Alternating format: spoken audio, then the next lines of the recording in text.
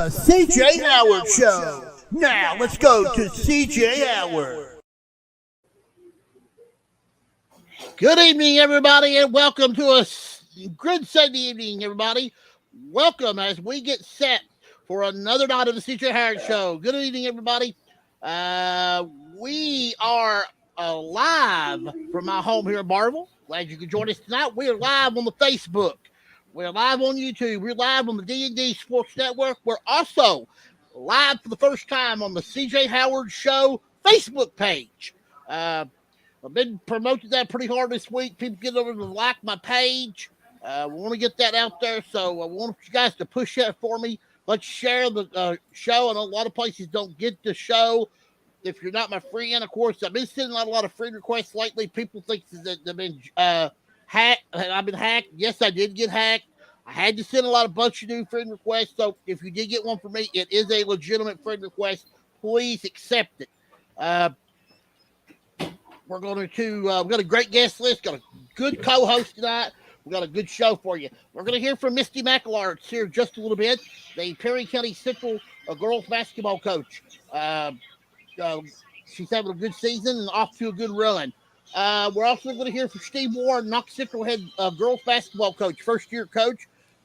Knox Central, one of the best teams in the 13th region. We're going to talk to him. We'll talk to Tommy Mckenzi, Johnson Central boys basketball coach. He just picked up win number 300 this past week, and I think that's very important. So we want to give him a show, talk about that, talk about his teams. They're improving a lot. They're getting a lot better now.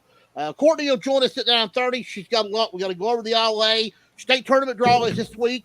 We're going to discuss a little bit of that, and then we're going to throw some district tournament games at her that we think is going to happen by looking at the seeds. I think a lot of these district games are over. So I think now we can start focusing on the district games that are going to be coming up here 2 weeks from tomorrow. That will be going on. My co-host tonight, you know him very well. He is well known throughout the mountains. He is the top play-by-play guy on WYMT. And he's been very busy lately. As WYMT's had several games. I think they have a couple canceled because of weather.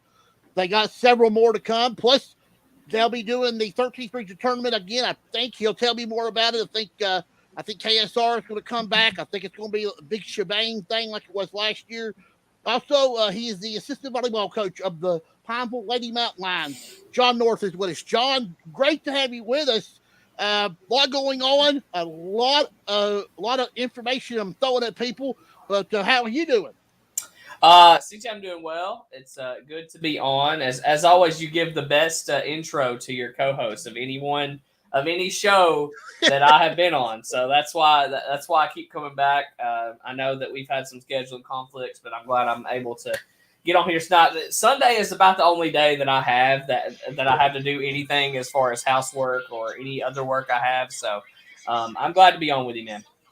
Yeah, we got a good show tonight. Guys, why don't you leave your comments? I see a couple of you already commented. Thank you so much for doing that. We want you to call us. The phone number. I didn't give you that out. 1-346-214-0906. We want to hear from you. We've got a good guest list tonight. A lot going on, Jon, here the past month. Well, the last 3 weeks, a lot's been going on due to weather. A lot of cancellations of games, moving games, teams having to lose a game, pick up a game. It's been chaotic here lately. Yeah, and I think with that's kind of become the normal now of with COVID, and you got cancellations. I know weather has been in there, but respect to the teams that say, "Hey, we want to play. We don't care who it is. Let's just play somebody." And I've seen a couple of games like that be put together. I know in my neck of the woods, Pineville threw a game together with Owsley County a couple weeks ago because they had a cancellation.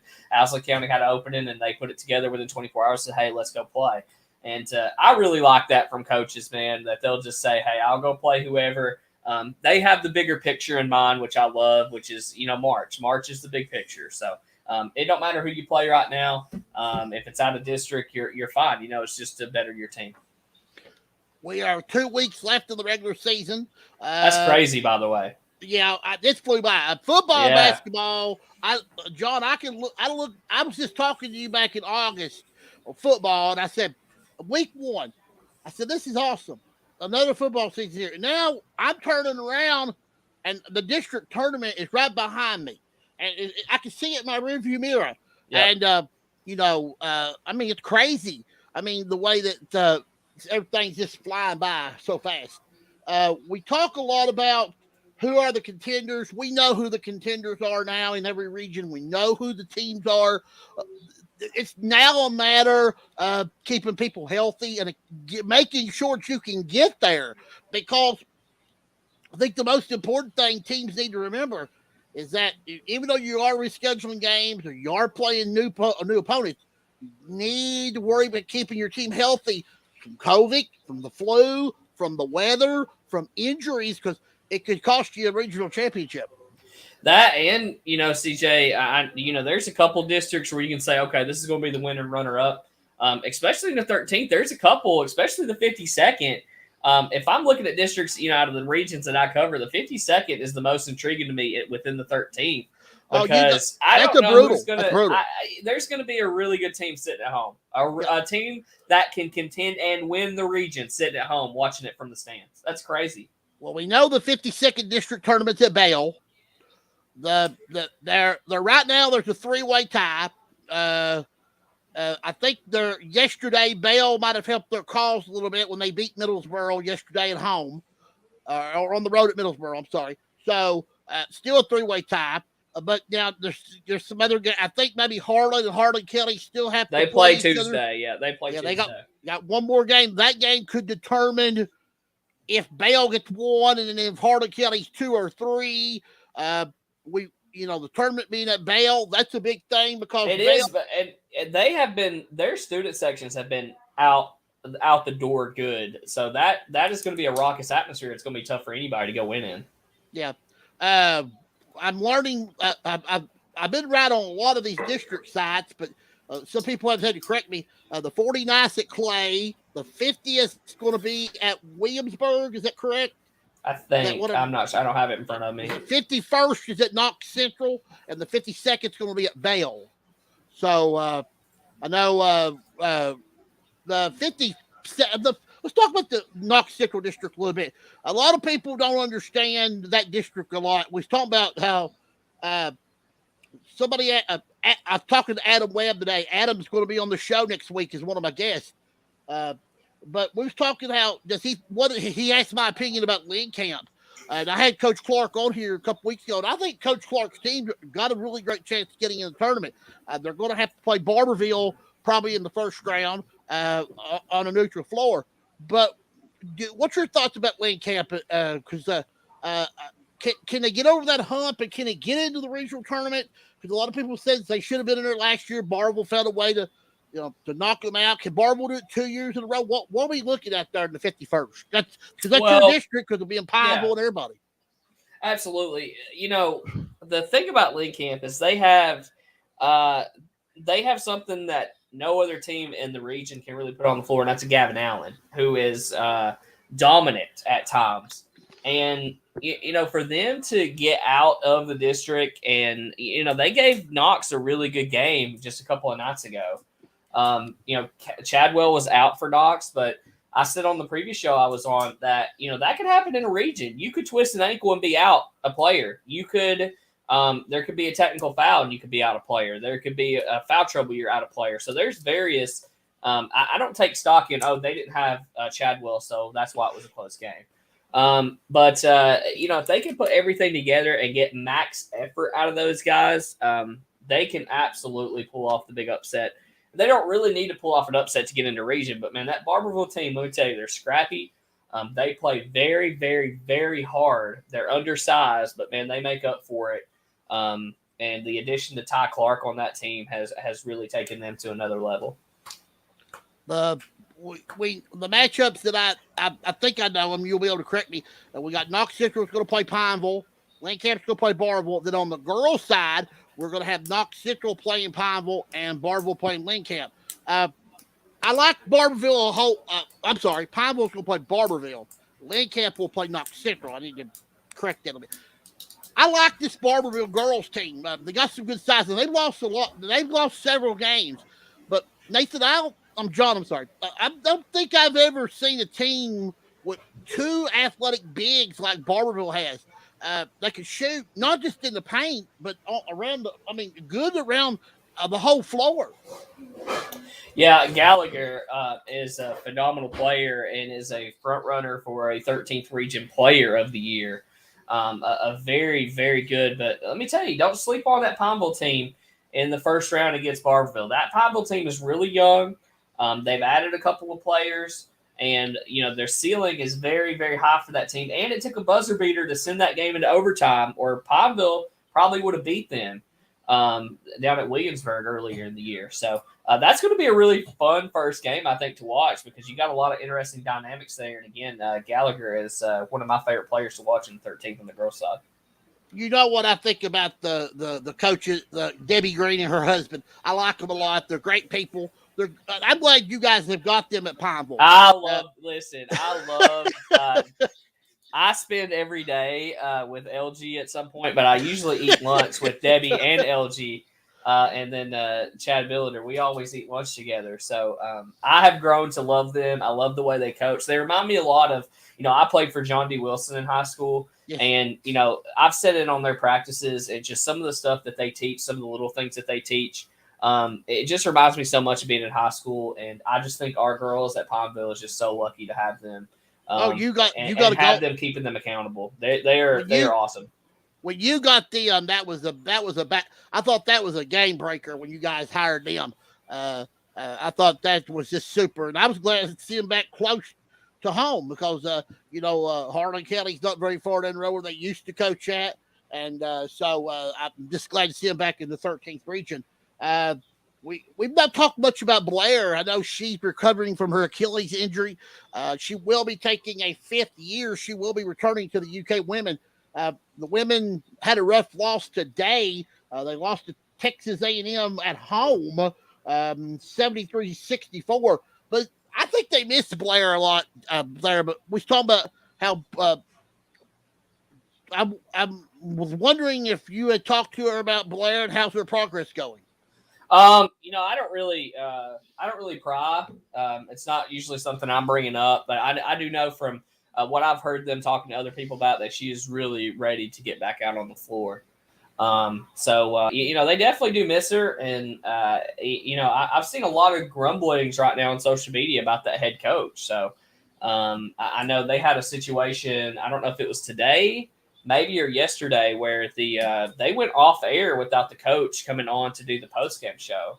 And I don't know what that was about, man, but there's a little bit of trouble there, I think, at the head coach position.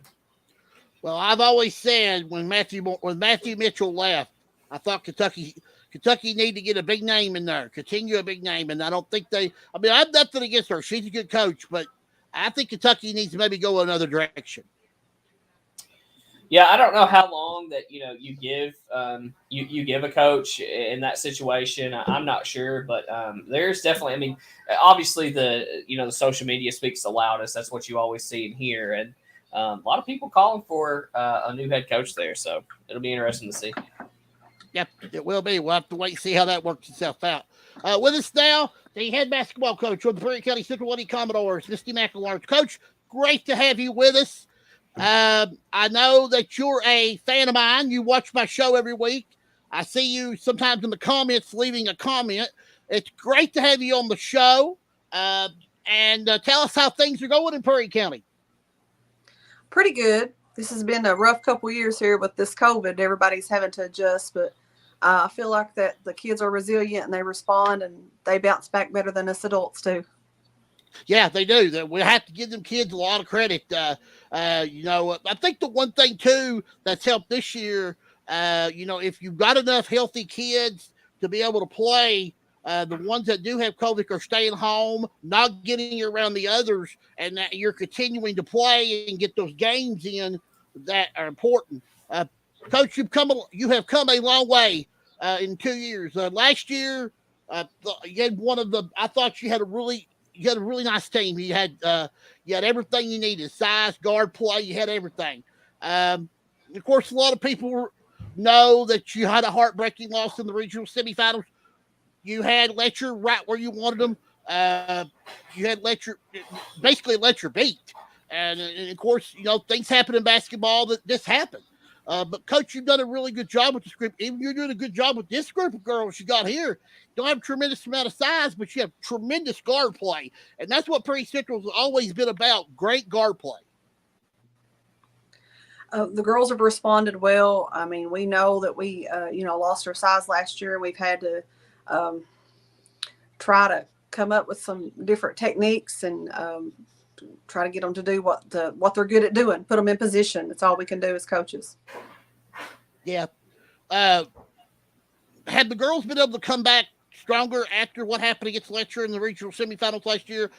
For the ones that come back, I know that was a heartbreaking loss. I know it was one of those games that the kids, they worked so hard and should have, you was one play away from going to the regional finals. I don't think they've dwelled on it too much. That's the thing about sports. Does that to you. It makes you know that you have to play the next play no matter what. So if it's 1 year, 2 years, just. Of course, tomorrow is the 54th district. Really, our side has already been determined. I think a lot of people, they saw the Dave Cantrell rankings. They came out this afternoon. You guys were rated the number 1 team ahead of Leslie County. Buckhorn was 3rd and Hazard was 4th. So probably there won't be much to tomorrow for the girls. Just what time you play and what day we're going to play and what time we're going to play. Of course, if that sticks out, that's going to be you guys getting to play Hazard, which you had a game scheduled with Hazard, and it got canceled because of COVID. And then I don't think you was able to get the second game in either because you were trying to reschedule and couldn't get it in either. Yeah, they've had 2 or 3 incidences there, and things just got tough with the schedule, and everybody having to reschedule, and we just got to go with what happens now. Yeah, you have nothing but home games left, and I guess you love that. You get a chance to stay home. In fact, you will not.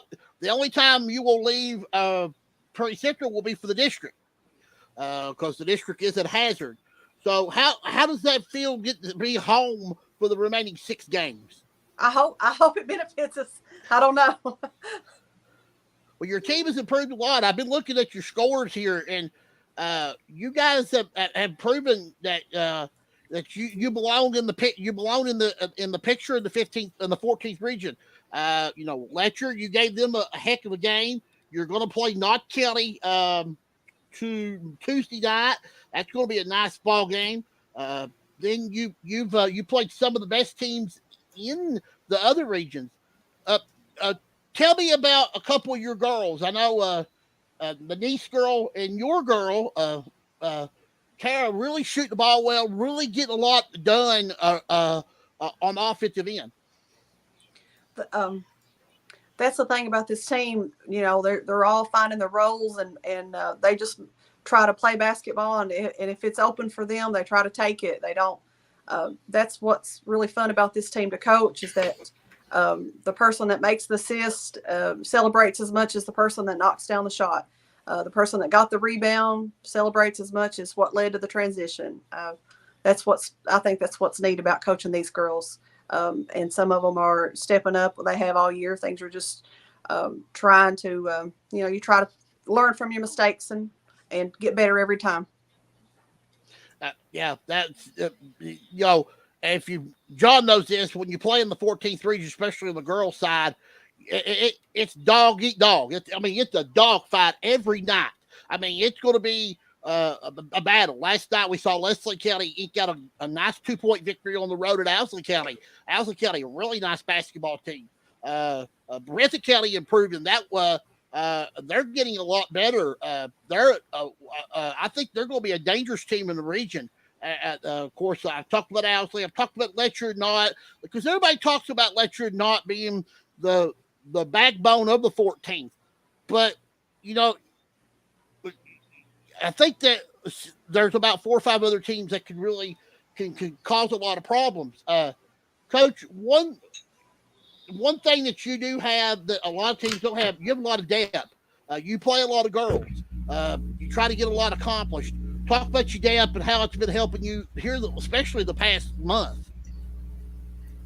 Well, I'm going to go back and talk about what you just said about all the teams. I was thinking today about really how proud I am of our region, and I feel like from even last year to this year that almost every team in the region has made big gains and improvements I can see in all the teams. And you can't, like you said, you can't just scout one or two teams. And if you're here, you've got to respect everybody every night in this region.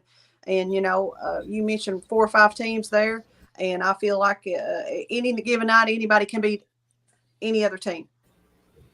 One team I didn't mention was Estill County. They're dangerous too. I just watched the film on them. They're not a bad basketball team. They're pretty good. Ruth does a good job. Yeah, she really does. Well, she's got one of the best players in the 14th region in the. She does. Yeah, she's a junior. She's phenomenal. Take the ball to the rack, shoot it outside. They've got a nice team over there. John, you got any questions for Coach McAlarnis? Coach, I guess I'll ask, you're coming down to the wire of your season, and I guess this is just a kind of coaching maybe philosophy question. You're coming down to the wire, you're only a couple of weeks away from district. As the mindset of a coach as far as running practices and games, do you change the way you do things? Are you keeping things the same? Are you looking for different things as you head into crunch time? Or is it pretty much just, hey, let's play our ball and everything else will work itself out? Well, I think you would be lying if you said you didn't change a little bit when it comes crunch time. You want your team just to play, and you don't want to put too much stress on them because you want them to play loose and have fun. I mean, really, you want them to play their game what they've been doing all year. But as a coach, I think that you have to start in your mind finalizing what do we do and what do we do in case we can't do what we need to do, and try to get backup plans in your head and make decisions. If we can do this, if this comes up, that's how I try to approach it. Cool.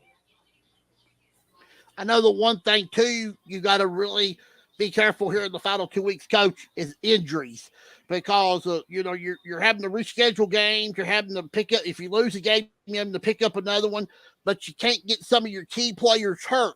So I guess the one question I would have for you is, are you trying to rest some of your key players to get some others some playing time in case you have to have them down the stretch run in the tournament?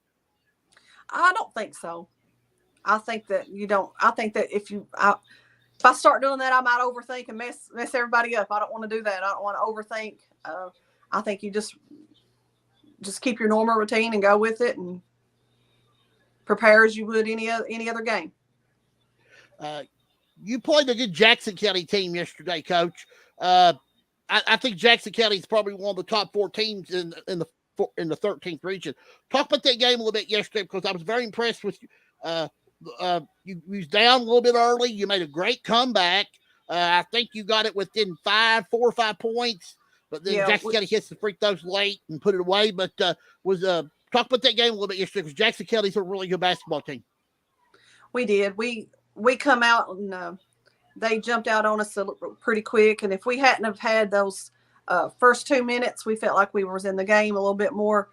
They're a good team. They've got, they've got some size. I think they started 5'10", 6'1", 6'3", or 4.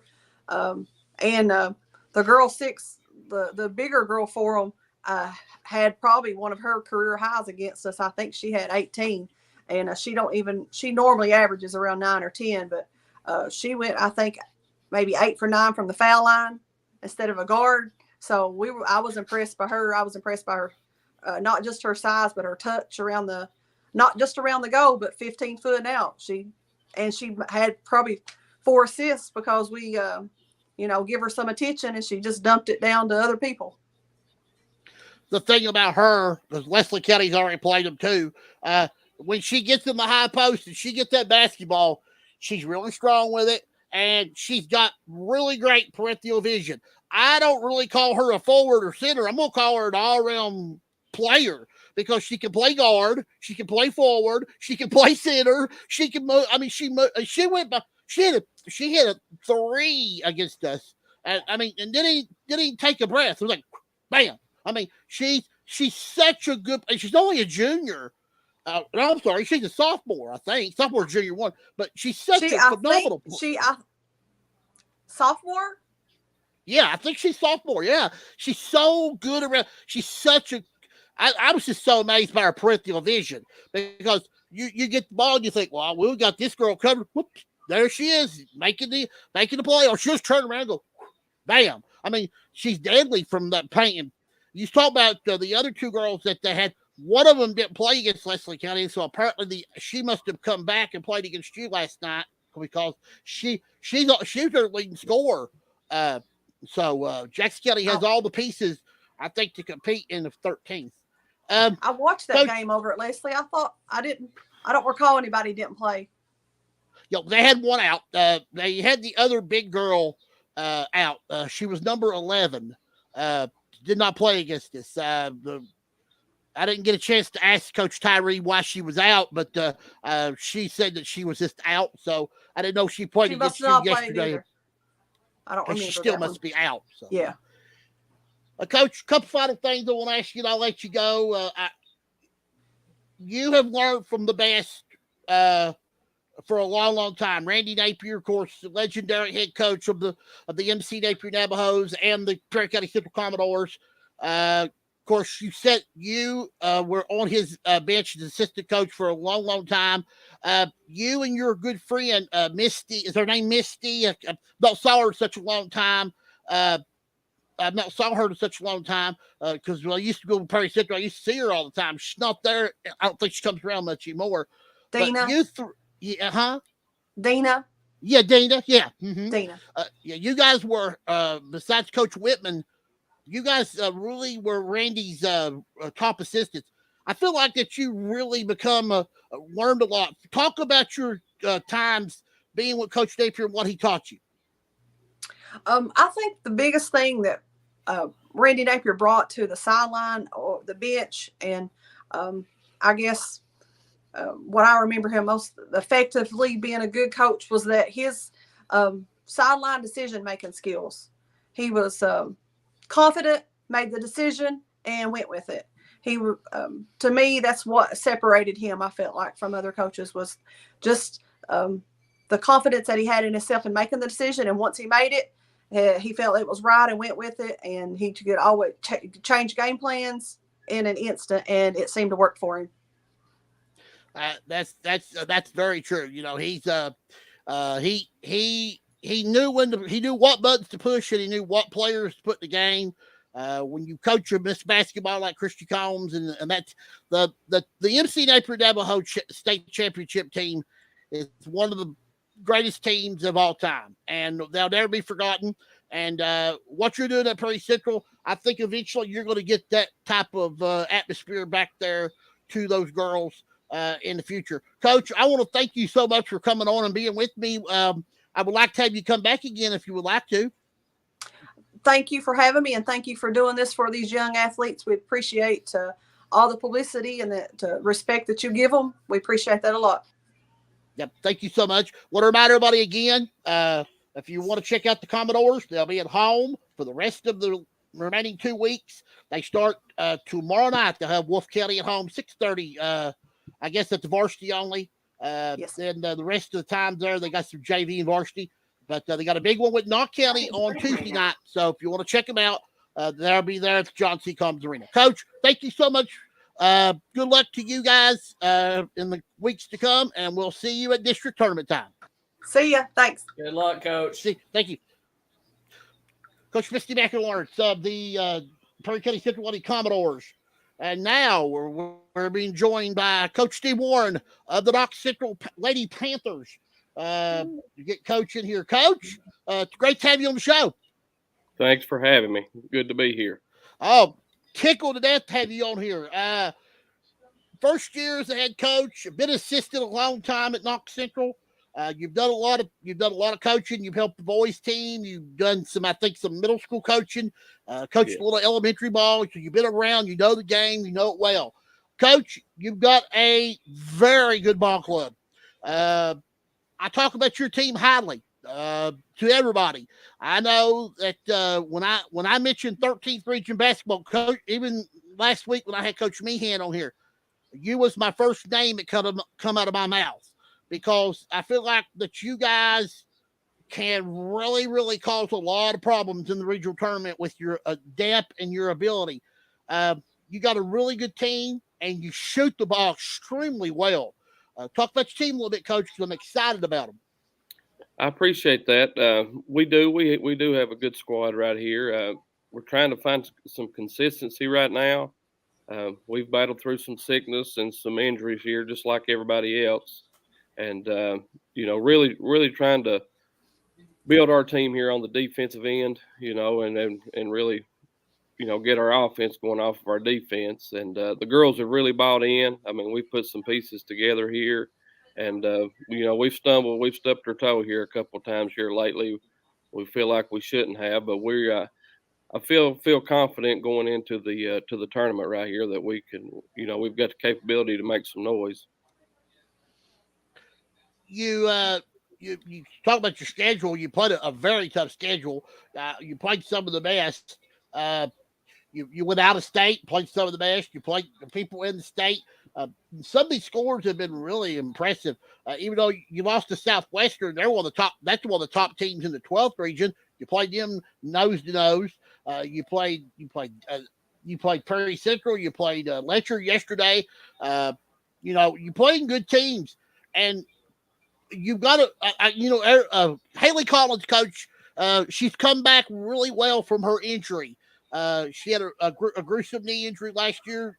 A lot of kids, when they had that knee injury, don't know how they're going to come back. But Haley has really come back well and playing some really good basketball for you. She really has. That injury is about a year old now. That happened 1st February, and she's really, she's worked her hind end off to get back to where she's at. She's still not totally all the way there, but now from where she came from with that injury, which is one of the worst injuries I've ever personally saw, she's came a long way, and it's all attributed. We've been right with her, and we've pushed, and she's went really when she didn't want to, but now she's worked her butt off to get back to where she's at, and she's a big part of what we're doing here.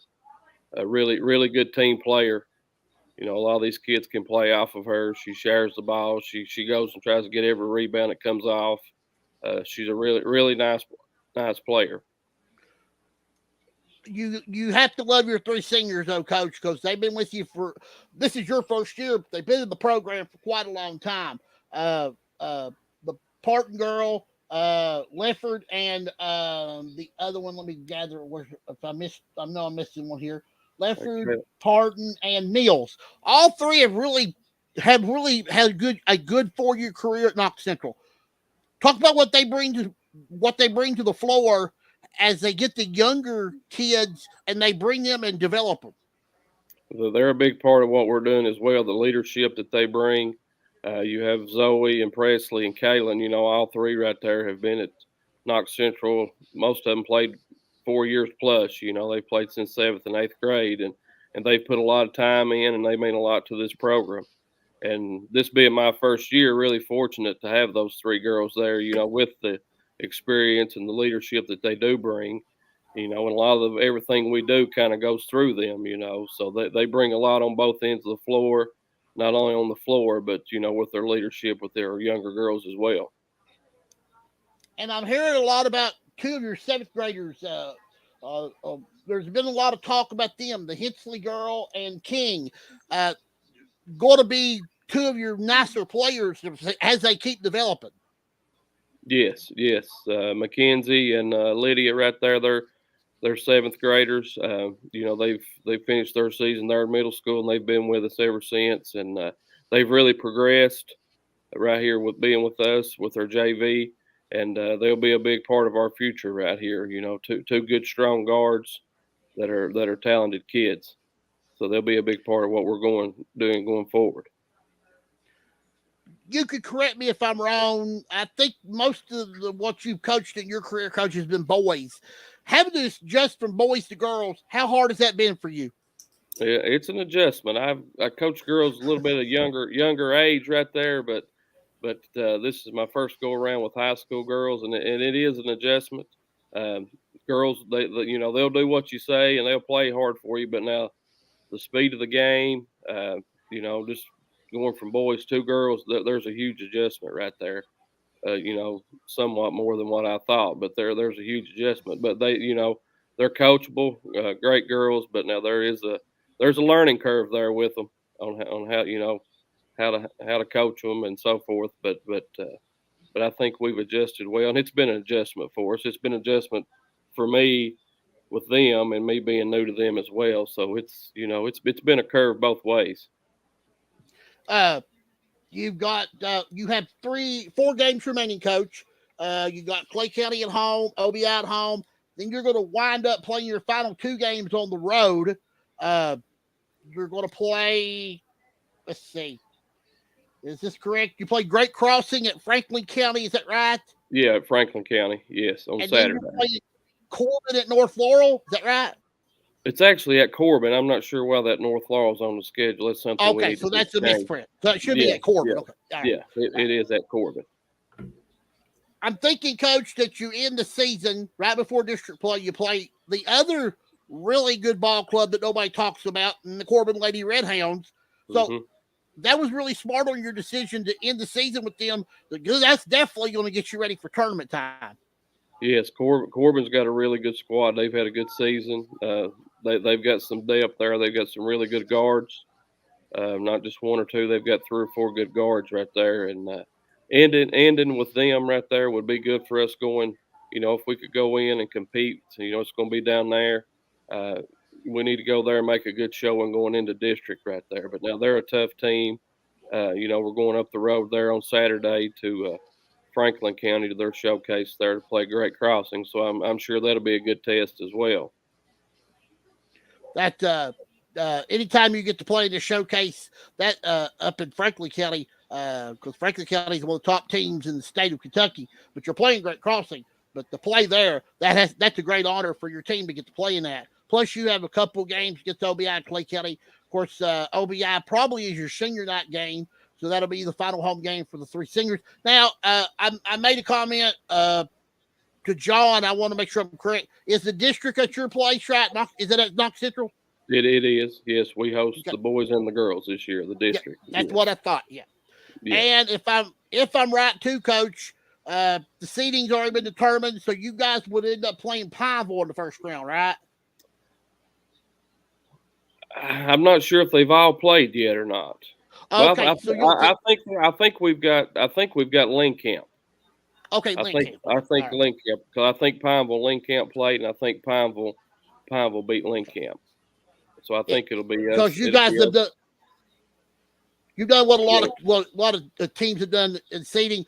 You take the first game, and then that determines what the seed is going to be in the tournament, right? Right. And in our district only plays each other once, but now they may have played in the All A or something there. But I'm pretty sure that we've got Link Camp is in the first round. Okay. I'm guessing. Yeah, I'll agree with you, Coach. I think I was backwards there because I told John that too. John, Link Camp is 0-4 in that district, so they would play. They would be the 4. Yeah.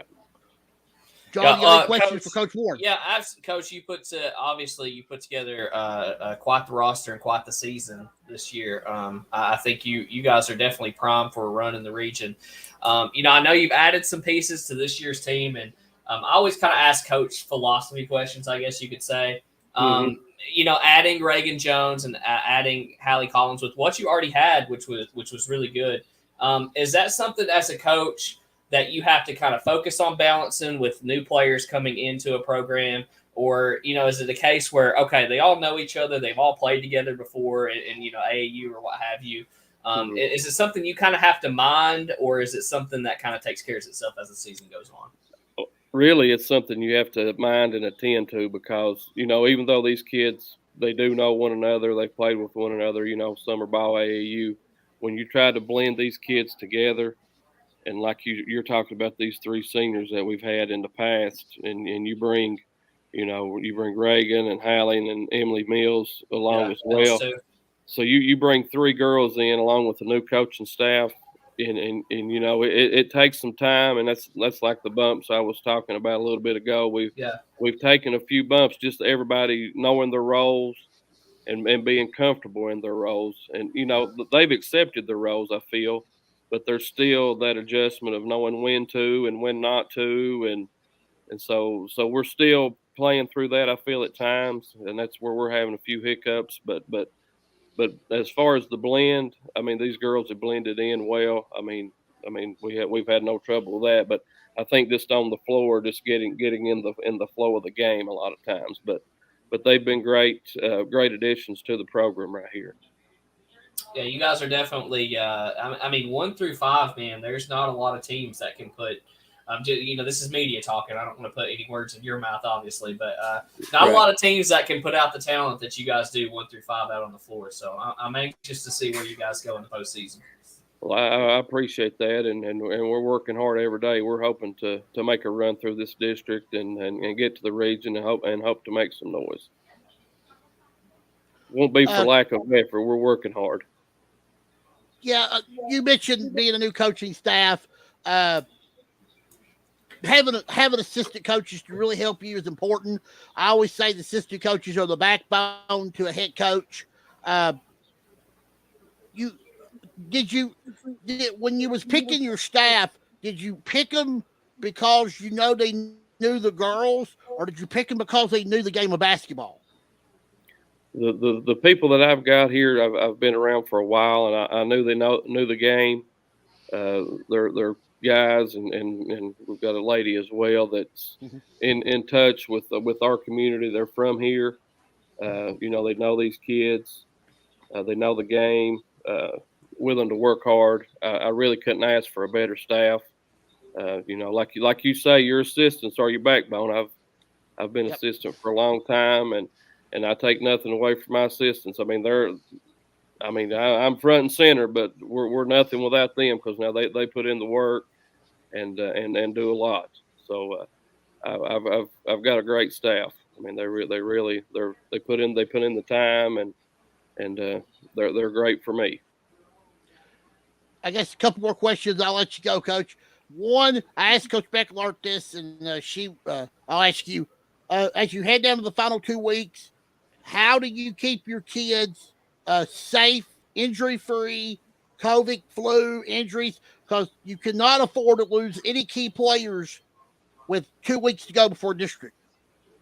That's crucial, because we fought with the flu and strep. I mean, we went for about a month, middle of December through the 1st of January, and it really, we're just now getting back. But you know, we're telling the girls to stay healthy. You know, stay away from friends or family that are sick with flu or COVID. And you know, on that injury front, you know, we just pray you don't get a rolled ankle, or you know, we try to take every precaution possible. But you know, this sickness is one of the biggest things. You know, just try to be smart and stay away from it as much as possible.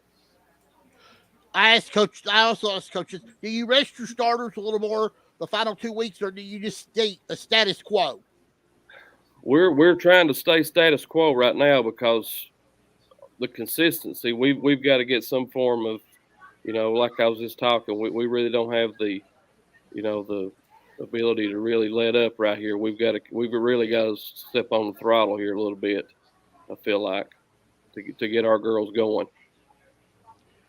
Well, I call you guys the champions of the Avenue of Champions down there at Knox Central, because with the boys team repeating 3 back-to-back regional titles, and what you're bringing to the girls program now, I feel like the Knox Central girls are going to win a regional title before it's all said and done.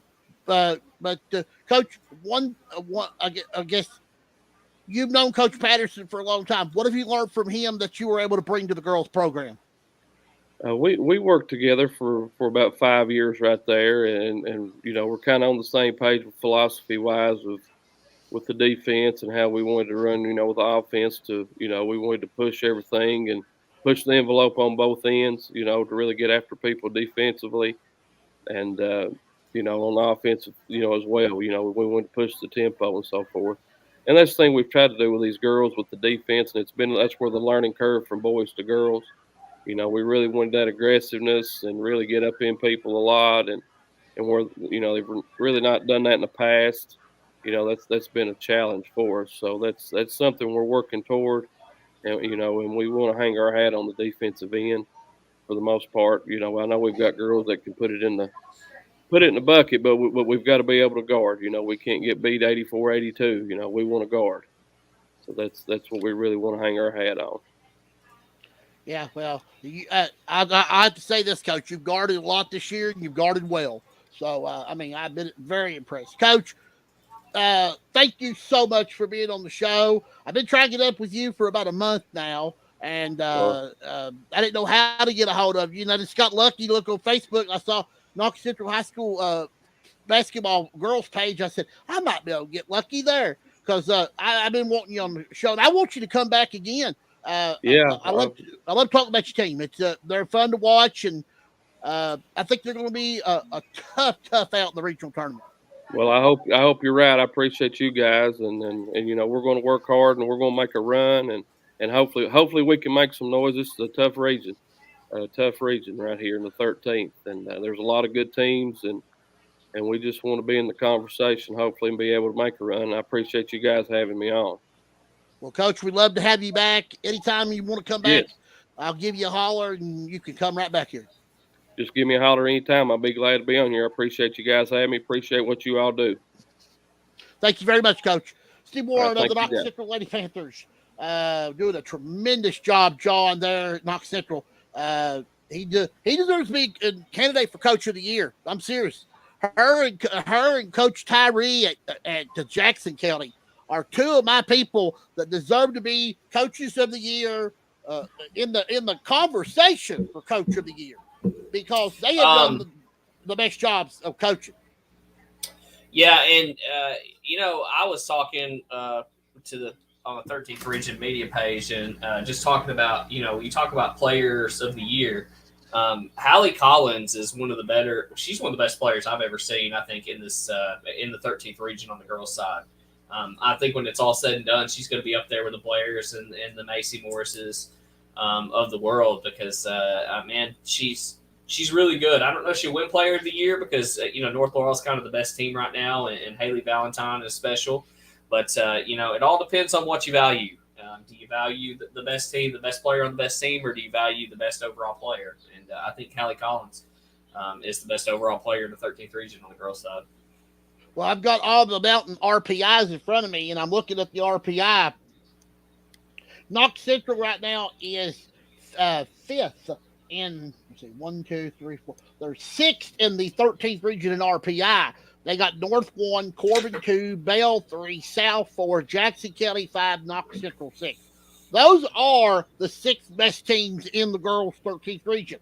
Now, after that, I think the other two could be somebody we're not looking at. Now, I like Harlan. Harlan Independent has got 2 of the best young freshmen I have ever witnessed in my life. I saw them at Leslie County the other night, and they were throwing up numbers that I have never seen young kids throw up in my life. And even Coach Meehan said last week, wait till you see Harlan. They've got 2 of the best players in this region. Well, Kylie Noe is one of those, and she's averaging like 18 points a game. She's just, she's going to be a tough out when it's all said and done. And it just seems like Harlan, how blessed are they, man, that they get a Jordan Brock, and now, it looks like Kylie Noe, and I think Amani Wynn as well is a really good player for them. She can fill it up, man. That's very blessed that they get those types of players in. Well, the other night in the Leslie County game, Noe had 24, Wynn had 29, and they had 51 of the sum points that they had in the game. But personally, I think Harlan may get in the 13th Region tournament this year, because I think even though Harlan County did beat them 3 or 4 points early in the year, I think now Harlan's a better basketball team than they were early in the year. Yeah, that's again the 52nd. Even on that side, it's kind of tough. I know Bell is probably the far and away favorite there, but it's been kind of tough there. Tough going as well. At least you never know on any given night in that district. It's going to be a tough out, but they can play spoiler. Anytime you get in a region tournament and you have two players like that can fill it up, you get on a bigger court, especially the guard play, and you could find yourself out to a Harlan on the girls' side. You got neutral floor. You're going to have Harlan County, at Bell County on district. Yeah, that's going to be a phenomenal game. That's worth watching. That's worth going and see, because that's going to just be a good matchup. And I think Harlan's going to have a great chance of getting in. I like Harlan a lot. I think they're dangerous, very dangerous. We've talked a lot about tournament play. We're 2 weeks away. John, tomorrow at Applebee's in Hazard, they're going to draw for the 54th District Girls basketball tournament. What a location, by the way. The boys. The Applebee's. What? It's the Applebee's. Well, Hazard High School's the host, so when Hazard hosts the draw, they like to give you the best place to go eat. Okay. So the draw is tomorrow at 11 a.m. at Applebee's in Hazard. Hazard High School is the host for this year's 54th District Basketball Tournament. Now, there's going to be a lot determined tomorrow, because I'm about ready to tell you something that you might think might be a little unfair, but I'm going to get your comment. Okay, they've already determined in the 14th region that they're going to have a do-over, because we're not as blessed as the 13th and the 15th to have an arena. So we have to play at the schools they designate to play the 14th region boys and girls tournament. So they're going to have a redo over. So this year, Perry Central Girls is hosting the girls, and the boys is going to be at Breathitt County. Breathitt County's one of the top teams in the 14th region. Yesterday got a huge win over Letcher Central in the Blank Classic up there at Buckhorn. But the girls' tournament is going to be on they're going to draw. Now, listen to this. They're going to draw on February 23rd at 10 a.m. at Perry County Central High School. But listen, there is still one more district game, championship game, the night before. The next night. So the 54th district will not know when they draw. They won't know who their champion or runner-up is when they draw for the region on Wednesday. So that's going to happen. And the date at the Applebee's. No, that's going to be at Perry Central on the 23rd. Tomorrow they're drawing for the district. The only thing they don't want to happen tomorrow is Hazard and Perry Central drawing each other. They hope that does not happen. But then other people are praying for that. So we'll have to wait and see how tomorrow comes out. I know the girls has already been determined. Leslie County girls will play Buckhorn, and Hazard will play Perry Central. It's that they go by the Dave Cantrell ratings, and today they came out. Dave Cantrell had Perry ahead of Leslie. So it was Perry Central, Leslie County, Buckhorn, and Hazard. So their games have already been determined. It's just a matter of what day they play. Now, I know tomorrow also in the meeting they're going to talk about maybe moving the tournament. Play it on Sunday, all 4 games, and then play the championship game Tuesday, Wednesday, so that advantage won't be there when they draw on Wednesday. So we'll wait and see how everything shakes out tomorrow at that draw. CJ, let me ask you: Do you like the Cantrell ratings determining seeds? No. I like. Here's what I want. This is what I want, and I don't know if you heard me in the past couple weeks. I've told several coaches this and everything else, but this is how I feel. I would love that everybody be divided into 2 divisions. Say you got let's use 13th region for example. You got 17 teams. You divide them up into 2 divisions.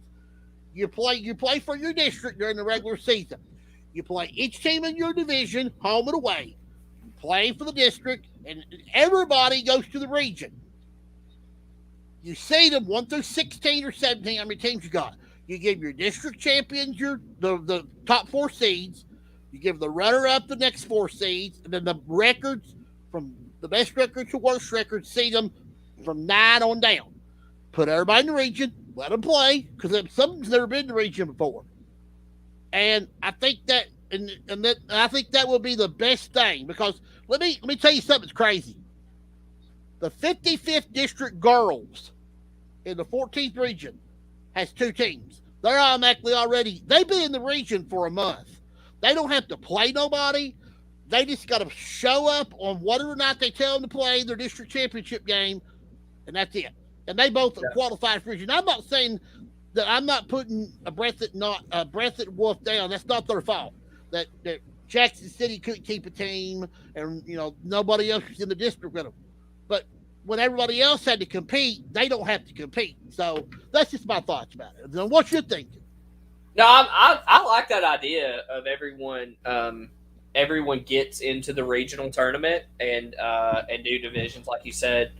At least for that. Now, for the 13th, I would not be. I wouldn't be there with you yet. There are situations like the 52nd where teams, you should not. One of Bell, Harlan, and Harlan County should not have to miss the region on the boys' side. That should not happen. See, if you put everybody in the region, that's not happening. Yeah, that's what I'm saying. That would be my argument for it. But on the flip side of that, man, so many take us for volleyball, for example. We're very small. We're a new program. Making region consistently is kind of our goal right now. That's what we're kind of striving for. I think that's a measure of success that you would take away from smaller schools if everyone made the region. Now I think it would become all right. Now let's win a game in region. But again, that's kind of skipping a step for some of those smaller schools. I think we got a phone call. Here, John. Go ahead, call me on CJ Harris Show. You finally did, right? I thought you tried to call.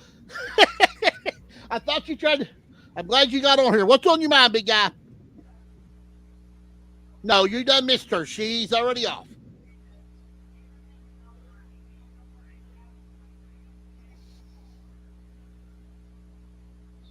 This is a big week for Leslie County girls. They got Bell County tomorrow night. They got the Letcher Central Thursday night and Knox County Saturday.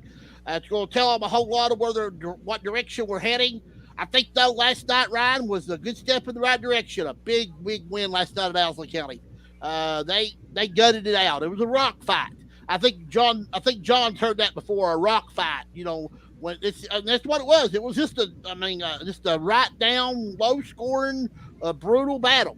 But Owsley's got a good girls team. Let's County's got a good girls team. It was a good basketball game. Good thing to be a part of last night. And the Lady Eagles just pulled it out, and it was a good win for them. I think Lynch, she had double figures. I think she was the leading scorer for the Lady Owls. It was just a good ball game, Ryan. It was a good thing to be a part of. Courtney had a decent game. She played well last night. Courtney is a very good player. She's one of the top 5 players in this region. Without Courtney, these girls, I'll tell you what, Ryan, this is one girl's team that comes together when the times are hard, and I'm proud of them for that. From the first girl to the last girl, they support each other hard as they can go. And that's what makes me proud of being a part of the Lady Eagle program. And they do. And Emily Bowling, I think a lot of people have took her out of the equation of being Emily Bowling last night led us to score with 19 points and 11 rebounds. Ryan, she had a really nice game, but Emily's really been playing well the last 2-3 weeks. That's she's really, her decision making has been unbelievable.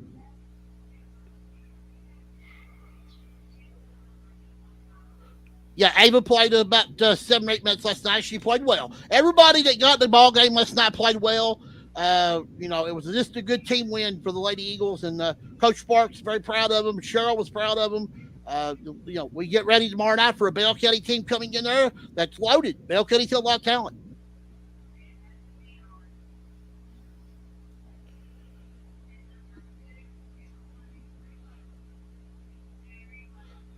Well, I think we need to be careful when we're trying to do a cross court pass because sometimes you got really good defenders over there stealing the ball. You saw Kentucky last night. Kentucky picked off several passes like that against Alabama. So, yeah, no, don't do it if you don't have to.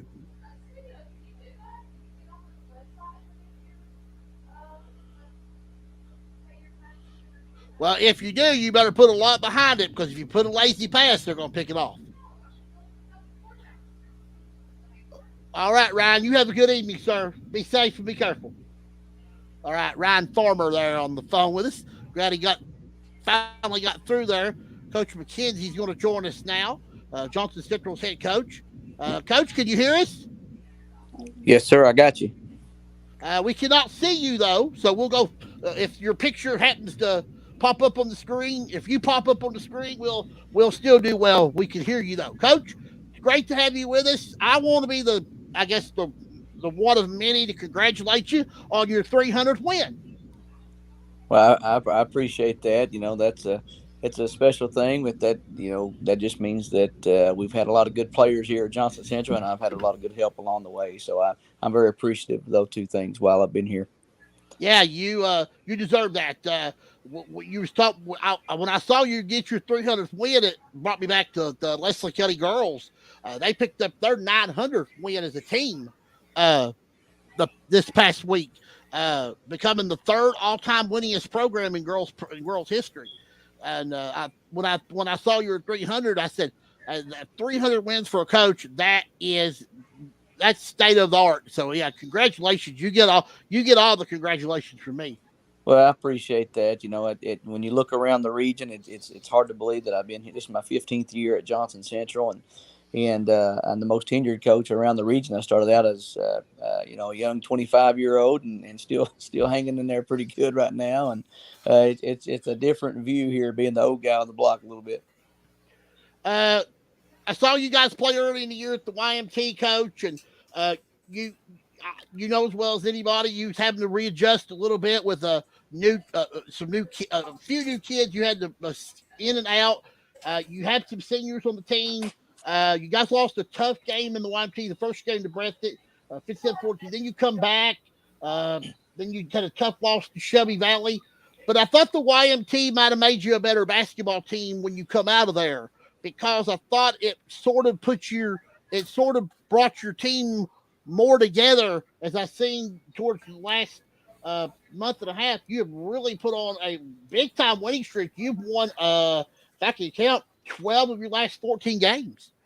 Yeah, the WYMT is a great tournament. It is the premier tournament here in the mountains, and of course, our football team made a deep run this year, made it to the state championship game, and a couple of our key pieces are key pieces for them as well. So I think we played Breathitt County on the Tuesday, and we got our guys back on Sunday for a walkthrough and then a Monday practice. So they'd only been with us basically a day and a half, and it showed a little bit. Of course, Breathitt County is a really good basketball team that's really well coached by Jon North there. And just a tough game to open up the season for us. But I think it really set the tone for us because it made us focus right out of the gate. And, I think as you've seen here in the latter part of the year, we're just now, kind of hitting our stride a little bit. And that's kind of been our MO here since I've been here.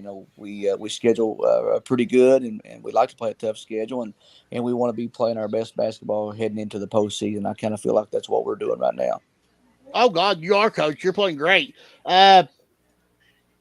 Yesterday, you got a big win at home. Is that correct? Yeah, we played Prestonburg last night, yes. Yes, and wasn't that a special occasion? It was.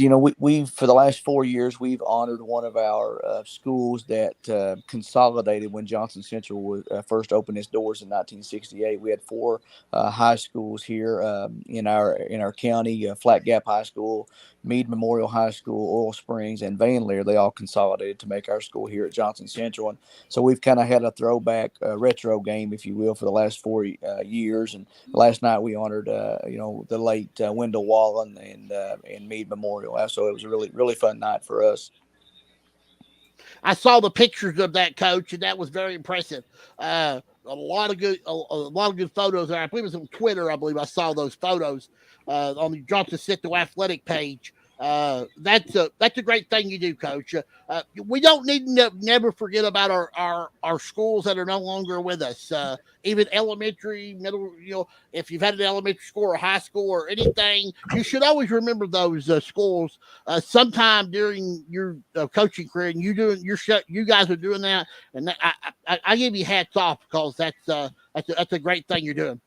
Well, I appreciate that. It's a great thing. It allows us to, like you said, go back and honor some of those people who kind of, they didn't get necessarily the opportunity to play at Johnson Central High School, but they did kind of lay a foundation for basketball here in Johnson County. And people around the area know this, and sometimes we overlook it. But back, I think Johnson Central opened its doors in 1968 was the first year, and Flat Gap High School actually won the 57th district that year, and Meade actually won the 15th region that year. So that was pretty neat, to be able to get to experience those two things with some of those people that are still around. And we've got some kids on our team whose grandparents played at Meade Memorial, and we've got a motto here, and a lot of people use it. And I know it sounds cliche, but it really rings true for us. It's tradition never graduates here, and that's something we always want to keep in mind and bring our community together and actually make them feel like they're an integral part of Johnson Central basketball. Coach, you guys have went through a hard time the past 6 months. It's been anything great that can happen in Johnson County right now is a good thing. Of course, everybody does know about the passing of Coach Jim Matney. It's been well speculated, and tributes have been coming, still coming, still coming. The field was named after him. I know you and him were tremendous friends on and off the floor. You guys had a bond because you've been together for a long time. How is things going on that front? Are they starting to heal a little bit? And as I sit here every day, Coach, I just think of Coach Matney and how much that I miss him so much. Yeah, Coach Matney, I've got to see him up close and personal as a fellow coach here in our community and in our high school. But I also got to see him on a couple of different outlets that maybe people don't. I got, of course, I've been the athletic director here for the last 10 years, so I got to work with him closely in that regard. And my son actually plays Little League baseball for him, and did for all the years that he's played so far. So I got to experience that side of him. But Coach Matney is obviously a guy that will never ever be replaced. And I said this early on, and it's still true, and I mean it. This guy was bigger than life. He was more than just football. He was a tremendous leader of young men and kids, and he was about all kids. And he was heavily visible at our basketball games. Of course, everybody knows him as the football coach. He was a tremendous wrestling coach. He was heavily involved in our youth baseball leagues. And this guy, he played tennis at the collegiate level, and a lot of people don't know that. So he's he was just an all around great guy, and people ask me still today, what we miss, and I miss my friend. That's what I miss. And he was a really good friend of mine, a good friend of my family, and obviously our football community is taking it day by day. We feel like we made a tremendous hire here in Jesse Peck, who was on his staff the last few years. That coach was here, and the kids and the community have really rallied around that hire, and hopefully they can continue his legacy in a positive way. I agree 100%, Coach. Coach Peck was a great choice. I know he'll keep that staff together that was there when Coach when he was there. So and then he'll add a piece or two to it too. But how is the community going? How are they handling? Are they starting to get? Are they starting to come back? Are they starting to feel a little bit better, or is there still a lot of heartache and stuff?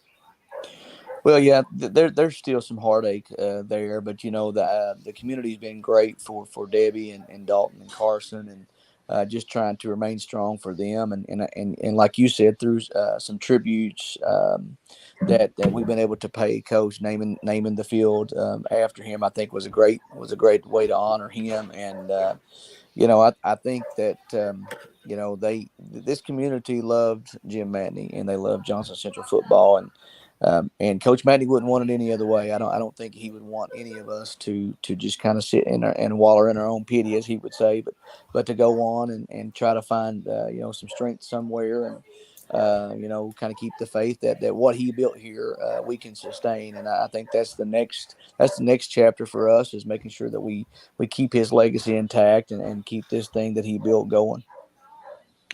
John, you have any questions for Coach Mckenzi? You guys really covered what I was going to ask, because I was actually on the call, and I'm not a 15th region guy. I'm more in the 13th and a little bit of the 14th, 15th when WYMT sends me that way. But I was on the call for the Shelby Valley game, and when I got on to research for this, I was like, wow, they've that is not what I expected out of what I saw against Shelby Valley. So I do want to know, though, you've rattled off quite a few wins here to end the year. And as a coach, do you feel like that puts pressure on your team to keep a win streak alive? Because, the old saying for basketball fans is, you keep winning and it puts pressure on you. And I know a lot of UK teams, they say, I wish they would have lost one before they go into X tournament or whatever. I don't really buy into that, but I just wanted to hear, as a coach, like how do you handle win streaks and pressure for your guys?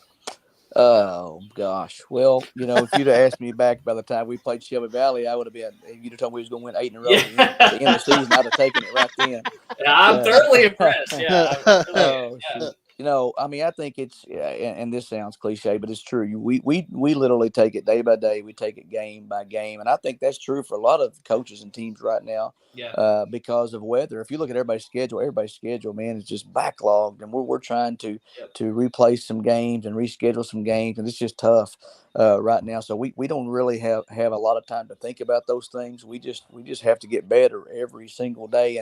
But I can tell you this, at this point in the season, we want to play games as opposed to practice. And I'm a practice guy. I love getting in there and getting into the details, but kids want to play ball games. And that's what John Q. Public wants to see. And that's that. And, our kids want to play. And I think as many games as we can play, the better off that we're going to be. And obviously, seeing success, it does bring a little bit of a little bit more pressure on you than it would if you were not as successful. But at the same time, I'm a little bit different. I hear what you're saying, because a lot of coaches will say, well, we might should have lost a game. We might could have learned something from there. But I like learning from a win, just like I would have lost too. But so you'd rather be on a big win streak than a losing streak, I think. If talking about pressure wise, you'd rather be on the win streak, I think. Oh yeah, I mean absolutely, because I think it breeds confidence. Especially we got off to a really rough start, as you've alluded to there. You got to see us early. We got off to a rough start, and we've gotten off to rough starts before. But at the same time, I think these kids right here, I mean, we've rattled off 8 in a row, but honestly, we've not even hit our peak yet. I think we still got another gear, and hopefully we can get there before the end of this month, before the postseason rolls around. But I really do. I really feel like we've got a lot of good kids who are just now kind of hitting their stride. We're just now, and it's funny because I was talking to the coaches yesterday, actually, before we played last night, and we were at times this year playing 6 kids, and now we're playing 8 kids. So that we're doing something right. Something's going right. So I think we do have a distinct advantage in our area. We've got a lot of kids, and I think our depth and our bench can play a big role for us. And I think playing these games and seeing this success helps with that. So I'm hoping we can keep this thing rolling. Awesome, Coach. I appreciate it. Coach, Pikeville made the region look really good last weekend with their state championship All-A, bringing that home.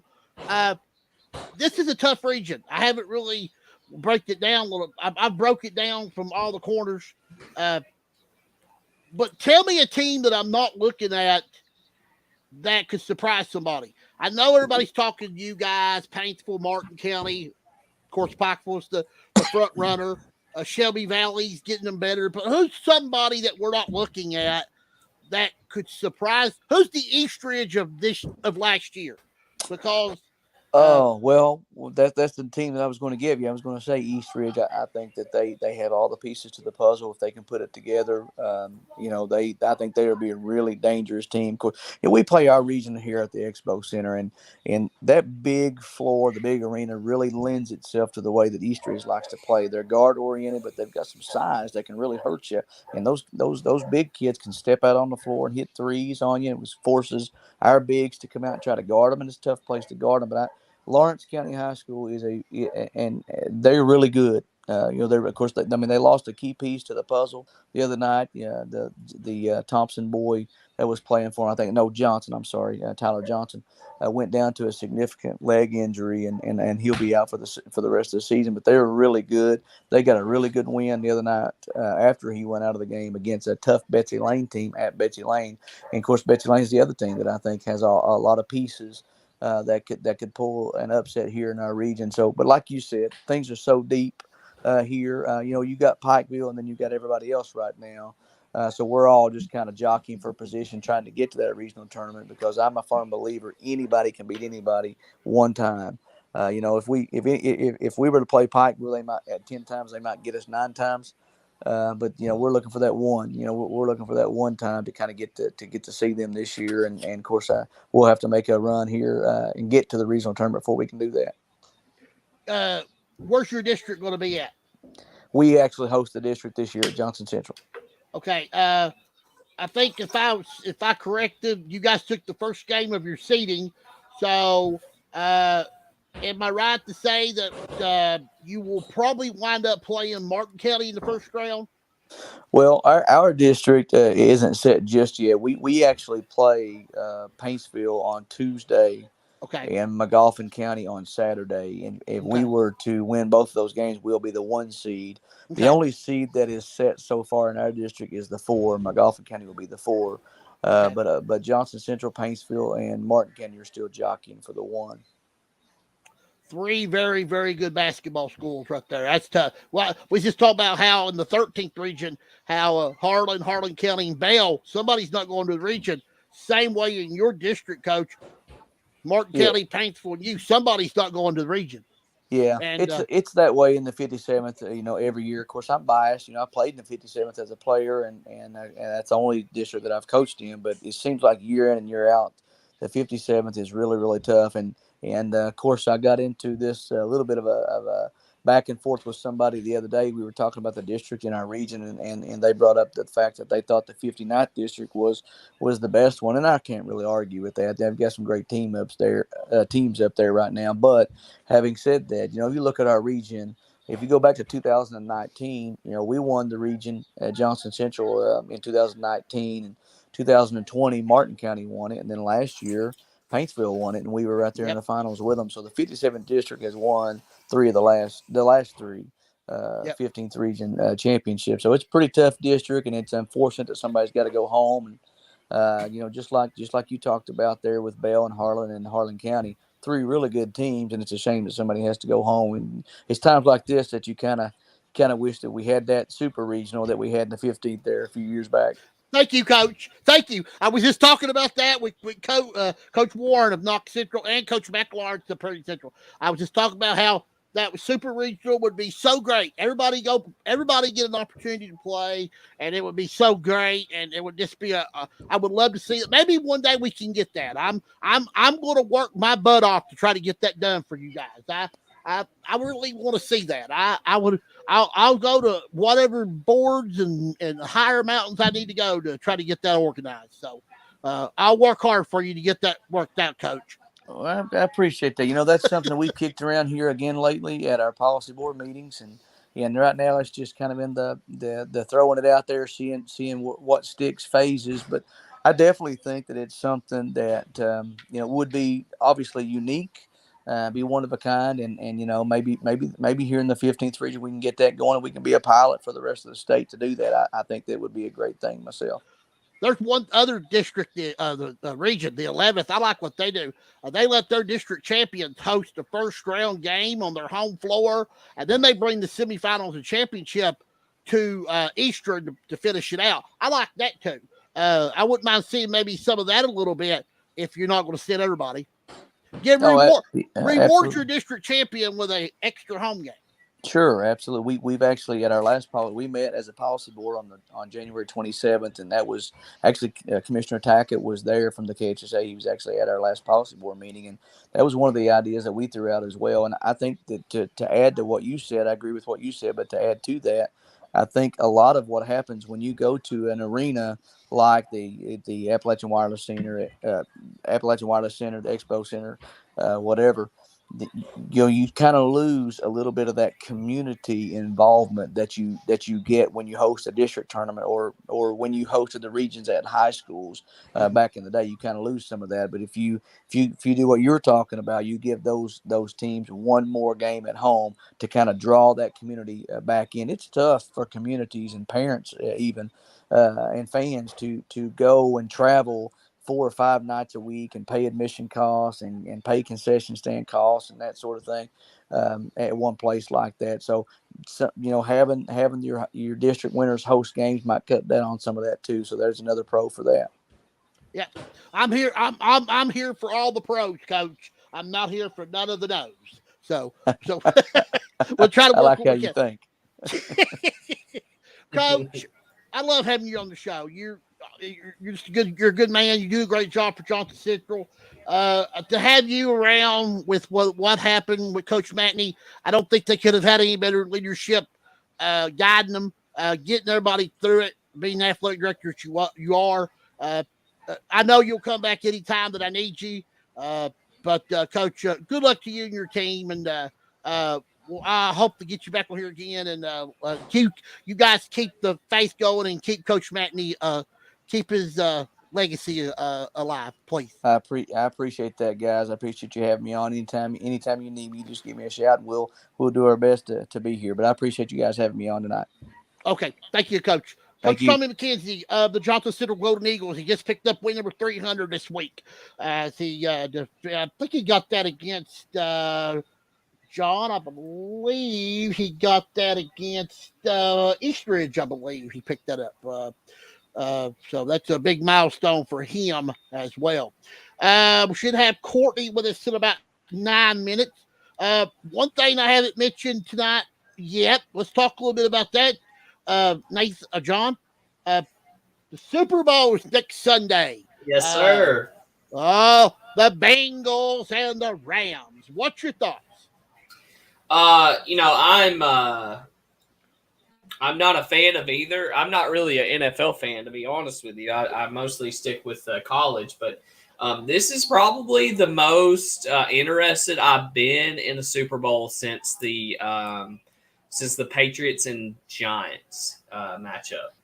Other than that, I'm just there for the food. I'll be honest with you, but I'm super interested in both these teams.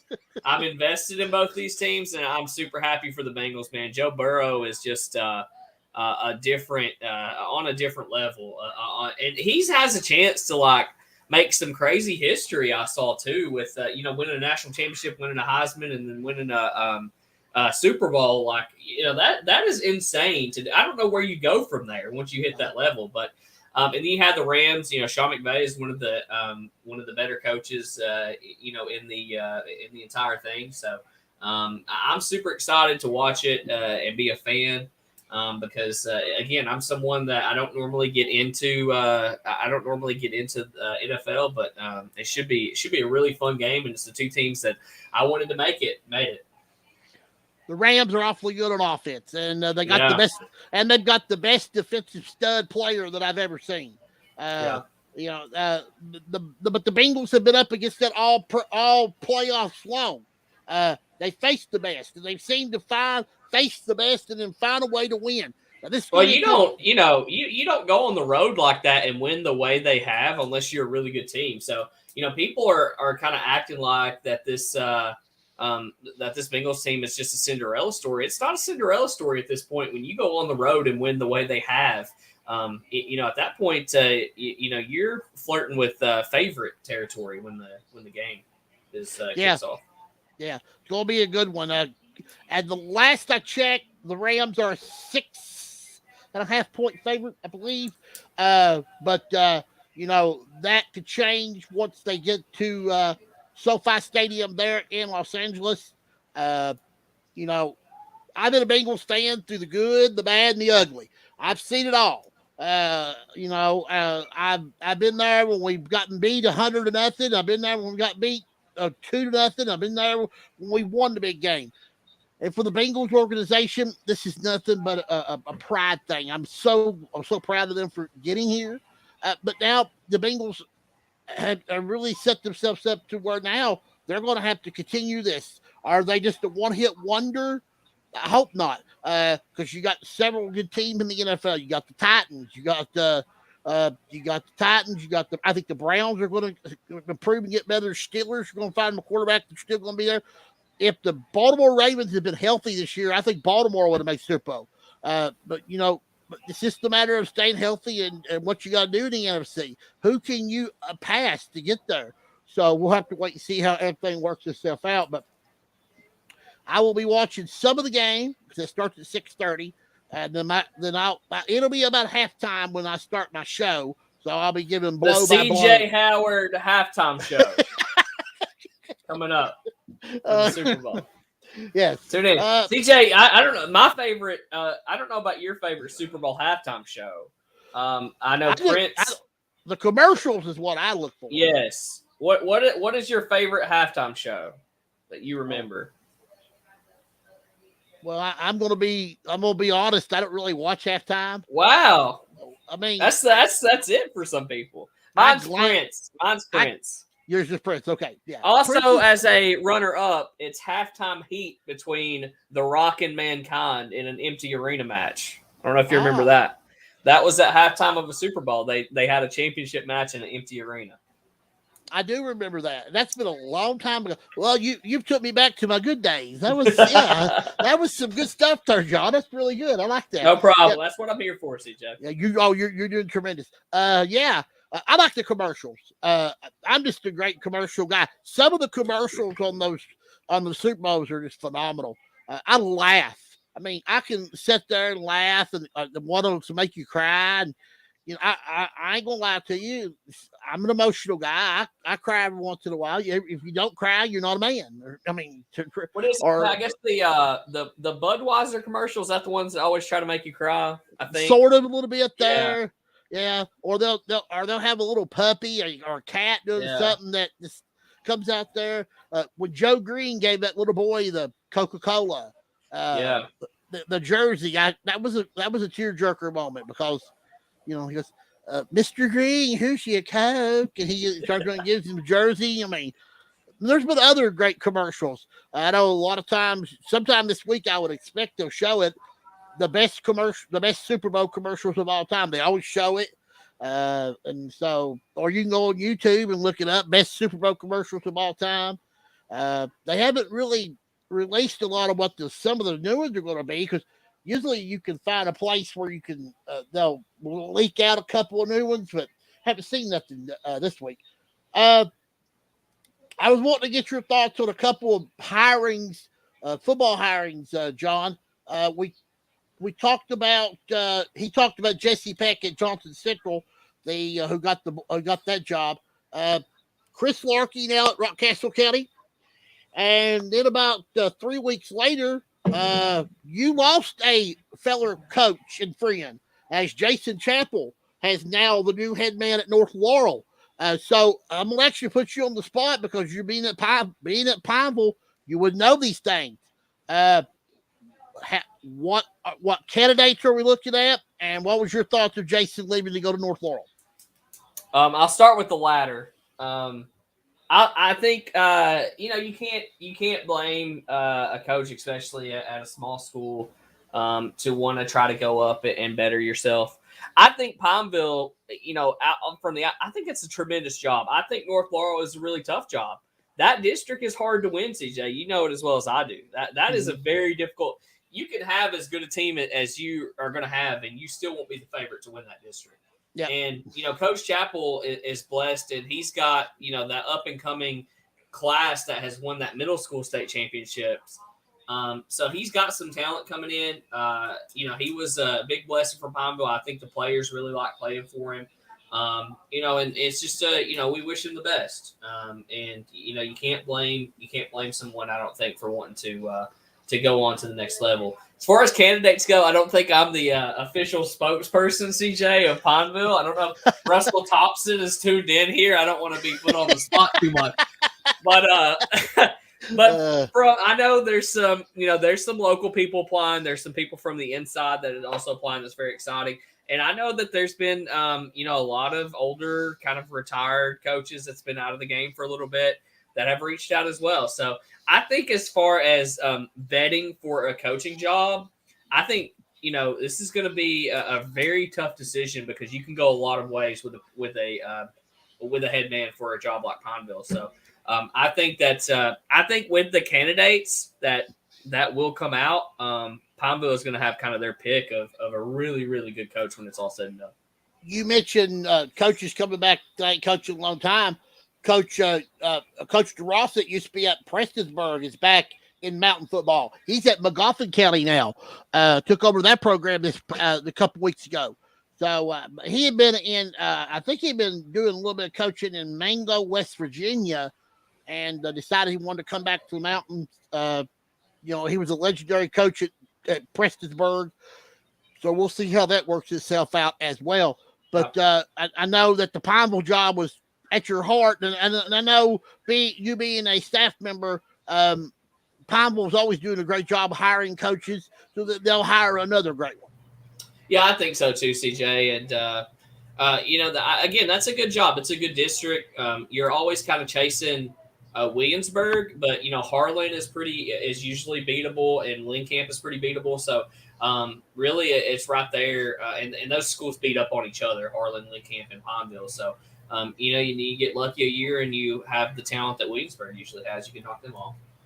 Realignment coming out here in about 2 months from now is going to be very interesting.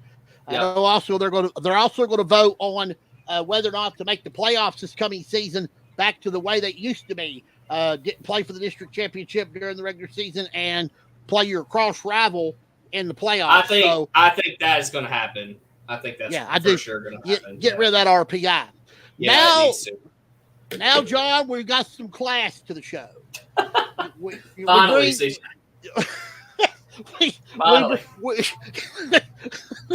we had the hard-nosed coaches. Now we've got the class coming right behind us. As Courtney has joined us. Good evening, ma'am. How are you doing? Good evening. I'm great. How are y'all? We are fine. Good. I'm hungry. I'm ready for dinner. Well, John, hang in there for 30 more minutes and we'll get you some supper, okay? We'll get you some dinner. Sir. Okay, thank you. You had an unbelievable week in Richmond. Let's start there. I don't know if the reporters ever got to go to Richmond and have the week that you had, because usually they're up there one day, back home. Maybe 2 days, they're back home. No, you were there for 5, Wednesday, Thursday, Friday, Saturday, 5 days. Sure was. So tell me your thoughts of everything, not the games, but just the turns and goes of everything happening from day to day, of teams being behind and coming back, and the fans and the mountain fans just overrunning Richmond and everything. I mean, it was just unlike anything that I've ever experienced. That amount of success, and not only that amount of success, but you're down in the first half and you rally to win by a mile in not just one game, in several different games. Like, I felt like I was getting repetitive on Twitter because I was saying such and such came back to win, because they all came back to win. Yeah. But the hospitality of the folks up in Richmond, I can't say enough about, especially for a first timer like me. And to be with all those kids all week, to get to experience that, despite all the snow, despite all the craziness, it was unlike anything. And I am grateful we made it to the final day. I'm still a little tired, but it was a blast. Oh yeah, to see Pikeville do what they did, that had to make you, being your first year reporter, that had to make you proud, because not too many first-year reporters get to cover a state championship, and you did. And a lot of those kids who were sitting in the student section wearing maroon, I also covered win a state title. Football. So, yeah. It was exciting I mean, to watch them get another one for the school. Maybe Pikeville should take you everywhere they go. Maybe I've been telling Chris McNamee that since day one. Maybe you're the good luck charm for the Panthers. Maybe maybe you need to get on their bus because as of right now, the Pikeville girls and boys are in total control of the 15th region until I see somebody else can take them plumb out of the equation. And I don't, I was being honest with Coach Mckenzi right there a few minutes ago. We was talking with him. Their team is coming along nicely. They've improved a ton, but you gotta. I mean, 21-1 boys, and with the girls is what 22 or 20-3 and stuff like that. I mean, it's crazy. I mean, it's unbelievable. I thought the girls only had one loss when we were in Richmond. Okay, when we were in Richmond, I think they only had one, but I could very well be wrong. My memory is not good. Let me look. They are 21-2. Mm-hmm. So they went into LA with one loss, and then they lost at Richmond. So yeah, they lost to Owensboro. The next best record to them is 7. Well, less losses would be 17-3. Martin County, Shelby Valley's 19-7. Then Lawrence County's 18-6. Then you go on down the list. But I've got everybody's record here in RPI in front of me, so I'm able to give you what you need to know. But if Pikeville can get to the big game, if they can get to the big show, the boys, I'm gonna use it first. Can they win the big state title? So that is what is so scary to me, especially not having been here for one of these yet, is I know historically, besides a couple anomalies. There we go. Camille gave me this before she left. Our schools get up there and, for lack of a better word, and not to upset any of these coaches, kind of can't compete with the big dogs. Yeah. So I don't really know, especially watching Pikeville compete at the All-A. These are all small schools. I have no clue how these schools will compete when we probably get to Lexington. Because, I mean, I could put money on them winning the 15th. I do not know what's going to happen in route. Well, now, if you want to go by Dave Cantrell's ratings, and a lot of people do, and some don't, I don't know. I really don't. But he's pretty close to a lot of things. He has the Pikeville boys in his top 25 rated this week, number 16. They were in the AP poll this week. Pikeville was rated number 19. That's about right. Mm-hmm. But some of these schools, like they've got Clark County's the number 1 team. They're ungodly. Mm-hmm. Clark County's got the best. Josh has got the best team he's ever had. North's problem is you got to get out of a skeleton's row of teams to get to Rep Arena. If you can get out of the region, you got a great chance of going and winning a state championship. That's just like Pikeville. They can get out of the region, they're going to have a great chance. But teams like Lexington Catholic, Covington Catholic, Ashland, Ballard, you see all these schools that we talked about, they're all in the top 25. Then you go to the girls side, and he has the Pikeville girls rated 23rd. Now, you can tell that he's got South Laurel girls rated 21st. And I know why, because they've had several injuries now. Some of their key players are starting to return. I know I've seen a couple games where a couple of kids have come back. He's still got a couple out. So, but he's got South Laurel listed as 21. He's got Pikeville 23. He has no other mountain teams listed, but his top 5, I agree on big time. Sacred Heart, no question about it. Clark County, no question about it. They got one of the best junior players in the whole, I think, in 10 states. McCracken County's a new coming up team. Notre Dame and the Bullet East. I agree on all those schools are really good basketball teams. But this could be a year, though, we may have that mountain team that can make that run, like a Pikeville, like a Southwestern, like a North or South Laurel in the girls or boys side, especially if you can just get out of the region. We talk all the time. The state tournament draw on Friday at 1:00 on the CW. If you've got DirecTV or if you've got Dish Network, I don't know what you have, but the state tournament draw is at 1:00 on Friday. We're going to see who draws who. We're going to see how it's going to look. So after that, we'll be able to really break it down a lot more.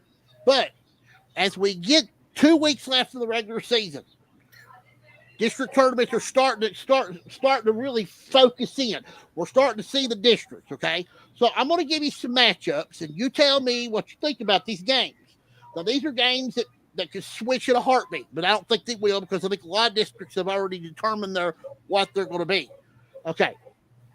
As of right now, I don't really see any danger in the 13th districts, the first 4, because you got North Laurel, who's going to be the number 1 seed. You got Jackson County, who's going to have to play Clay County in both the boys and the girls. Then OBI and Redbird are going to play North Laurel. So I don't see nothing there that's really interesting on boys and girls there, because I do see the Clay County boys, though. I think they're getting better. The only time I've seen them play was against North Laurel, so I can't really say much. Yeah, well, but they got it. They're going to be on their home floor. They're going to play Jackson County. That's 10 points right there for Clay County just to play in the district with. Can Jackson County get over that hump and make that? Can they make that one? I know the girls can, because Jackson County girls are for real. They really surprised me up in Richmond. They're unbelievable. They're just awesome team. But the 50th district, South and Corbin, they're not going to have to play each other in the first round. That's good. But now they're one of them is going to be the district champion. One of them's going to be the runner-up. 52nd, as we found out tonight, Knox Central is going to play probably Lincoln. Pineville is going to have to play Barberville. Couple of schools we don't talk a whole lot about. John, that Pineville, that's his school because he teaches there. He's a volleyball coach. You know John well. John's everywhere. But then we get to the Big Daddy district, the 52nd. Harlan County, and Bale are at a 3-way tie on the boys' side right now. They still got a game that's got to be determined and who's going to get the number 1 seed. Tell me what you think. Who's going to be left out when it's all said and done? And the tournament's at Bale. I really don't know. We've got Harlan County doubleheader as our game of the week this week on. John. Well, you know where you're going. I've already been assigned. I will be there on the call, sir. I think I do. Who's with you, Eugene? I'm not sure. Actually, I haven't. So I don't really know how I can comment on that until after that game. After that game, yeah, because that game will determine the number 1 seed. Yeah, because that's the one game they're waiting for. That's the one game that's not been played. Because Bale County yesterday finished off Middlesboro, so they're done with district play. They're just waiting for Harlan County to play so they can see who's going to play who. Now, the 54th district, they draw tomorrow. I think the only thing that could go wrong there, and they hope that that Hazard and Prairie Center don't draw each other. Now, the girls have already been determined. Leslie County's going to play Buckhorn. Prairie Central's going to play Hazard. So that's determined because they go by the day Cantrell ratings. Wolf and Breathitt's already in the region because there's only 2 teams in that district, girls. Boys, Jackson City will play Wolf. Breathitt plays the winner. Then, Estill boys will play Powell. Lee County, a lot of people ain't talk about Lee County the 14th. You're going to talk about them a little bit. The Waterston Kid, unbelievable player. I think Lee County may make the regional tournament this year. They're going to play Owsley County in the first round. Boys, Powell plays Estill. On the girls' side, Owsley County will play Lee County, and Powell will play Estill for a trip to region. Then in the 15th district, Johnson Central boys said they still have a district game left before they'll be able to turn. They said if they beat Paintsville on Tuesday night, they will get the number 1 seed. Then Martin County will have to play Paintsville in the opener of the district. That's going to be that'll be a nice, good first round game. Yeah, unbelievable. And then you got girls. You got Martin County probably the 1, Paintsville the 2. Then you're going to wind up with Paintsville having to play Johnson Central. Winner the tournament's at Johnson Central, so that's going to be an advantage for them. But can Paintsville go in and do it? And then, of course, the rest of the 15th. So we're starting to focus really good now. What team right now are you watching that I'm not watching? Because there has to be a team out there I'm not talking about a lot. I've gave you a couple, but give me a team I'm not talking about. Any region. Somebody I'm not talking about.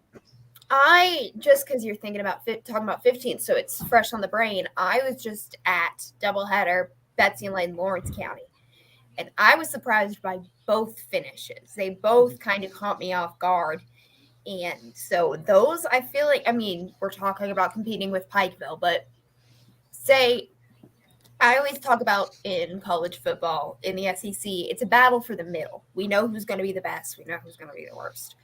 The battle for the middle in the 15th, I think, is really interesting right now. Yeah, it's going to be. But all eyes are on the 13th because naturally, boys and girls, because everybody, it's going to be the same type atmosphere as it was last year, but maybe bigger this year. And I say that for one reason. Reed's already made his decision, so that's not going to play a factor. Is it who's going to be that team that takes Central out? Who is it? Or does Central get their 4th regional title?